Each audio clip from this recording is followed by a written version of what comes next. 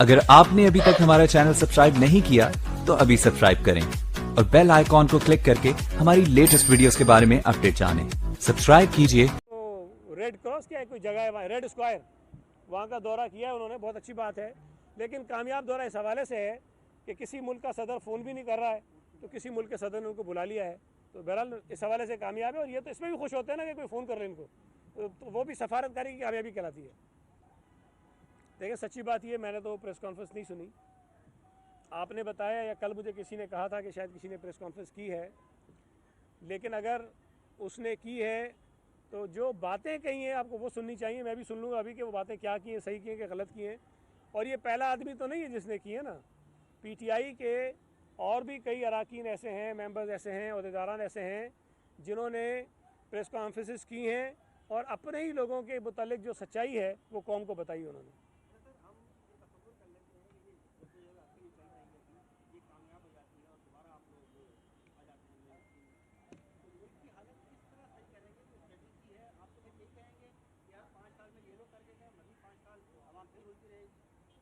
देखें, एक बात तो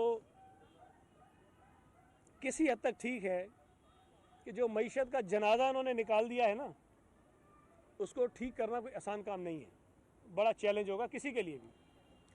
लेकिन पाकिस्तान पीपल्स पार्टी ये बात यकीन से इसलिए कह सकती है कि हम ठीक कर लेंगे कि 2008 में जब पीपल्स पार्टी हुकूमत में आई थी तो उस वक्त भी एक ग्लोबल रिसेशन था। पूरी दुनिया की मईशत जो है वो बहरानों का शिकार थी और दुनिया की बड़ी बड़ी मईशतें जो हैं वो अपने प्राइवेट सेक्टर में भी पैसे इंजेक्ट कर रही थी ताकि वो किसी तरह से सरवाइव कर जाएं।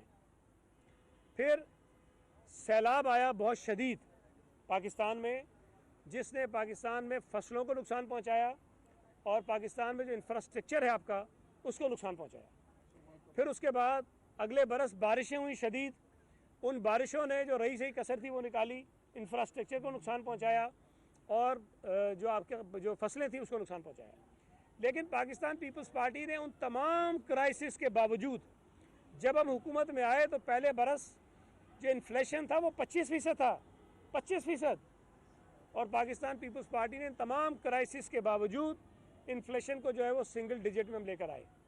पाकिस्तान पीपल्स पार्टी ने सरकारी मुलाजमीन की तनख्वाहों में इजाफा किया।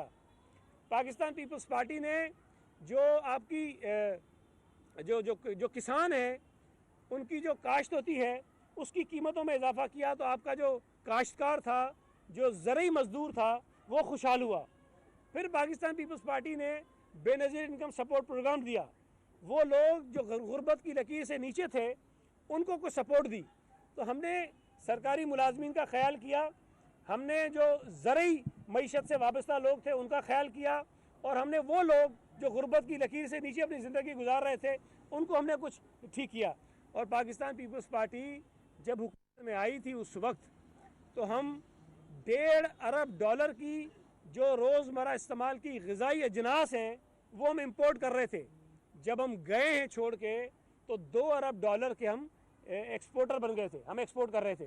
तो इसका मतलब ये है कि 500 मिलियन हमने एक्सेस जो है वो बैलेंस जो उसमें क्रिएट किया।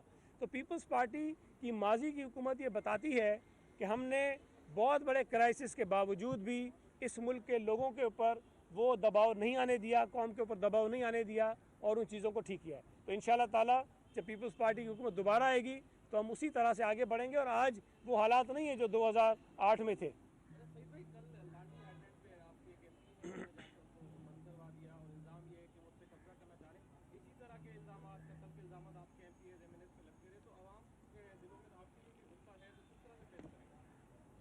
कि मेरे पास खैर अभी उसकी तफसील तो नहीं है जो हाइड्रेट वाली आप बता रहे हैं।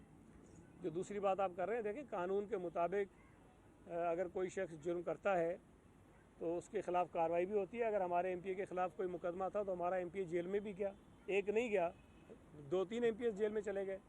तो ये तो अच्छी बात, आप उसको माने, अप्रिशिएट करें कि हमारे यहाँ कानून के मुताबिक हमारे अपने लोगों के ख़िलाफ़ भी कार्रवाई होती है। एक केपीके की हुकूमत है कि वहाँ गंडापुर के ख़िलाफ़ उनके अपने एमपीए को मारने का इल्ज़ाम है। उसके अपने जो शहीद हो गया था उनका एमपीए, उसके भाई ने जाके 164 का स्टेटमेंट दिया हुआ है कि जी ये जो अमीन गंडापुर हैं उन्होंने खुदकुश हमला करवाया और उसमें मेरे भाई को मारा। मुझे बताइए कि वो कितने दिन जेल में रहा है, कोई FIR कटी है, कोई कार्रवाई हुई है उसके ख़िलाफ़, और भी मैं मिसालें आपको दे सकता हूँ। लेकिन पाकिस्तान पीपल्स पार्टी की हुकूमत में अगर कोई भी शख्स उसके ऊपर इल्ज़ाम आता है, उसके ख़िलाफ़ FIR करती है, तो कानून के मुताबिक जो है हम कार्रवाई भी करते हैं।